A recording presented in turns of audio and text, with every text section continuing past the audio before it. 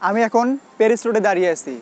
প্যারিসের কথা শুনলেই আপনারা হয়তো ভাববেন ফ্রান্সের প্যারিসের কথা, কিন্তু বাংলাদেশেও যে একখণ্ড প্যারিস আছে এটা হয়তো আমরা অনেকেই জানি না।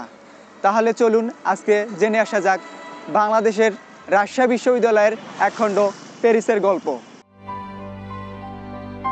রাজশাহী বিশ্ববিদ্যালয়ের মতিহারের সবুজ চত্বরে বৃক্ষ আচ্ছাদিত পিচঢালা একটি রাস্তার নাম Paris road. Road to Paris নামের এক চলচ্চিত্রের দৃশ্যের সঙ্গে মিল থাকায় সড়কটির নামকরণ করা হয় প্যারিস রোড। 1965 সালে ফিলিপাইন থেকে আকাশচুম্বী গগনশিরীষ গাছ নিয়ে আসেন তৎকালীন উপাচার্য এম শামসুল হক। পরে উদ্ভিদ বিজ্ঞান বিভাগের তৎকালীন চেয়ারম্যান অধ্যাপক ডক্টর আলী মোহাম্মদ ইউনুস ক্যাম্পাসের জুবেরি ভবন থেকে শেরেবাংলা হল পর্যন্ত গাছগুলো রোপণ করেন। 1965 সালে রোপণ করা হলেও প্যারিস রোড নামকরণ হয় 90-এর দশকে। প্যারিস রোড রাজশাহী বিশ্ববিদ্যালয়ের শিক্ষার্থীদের জন্য একটা আবেগের জায়গা। আমাদের মন খারাপ থাকুক বা মন ভালো থাকুক, আমরা এখানে হাঁটতে আসি, সময় কাটাতে আসি। রাজশাহী বিশ্ববিদ্যালয়ের একটা অবিচ্ছেদ্য অংশ এবং বলতে গেলে একদম সবচেয়ে গুরুত্বপূর্ণ অংশটাই হচ্ছে প্যারিস রোড।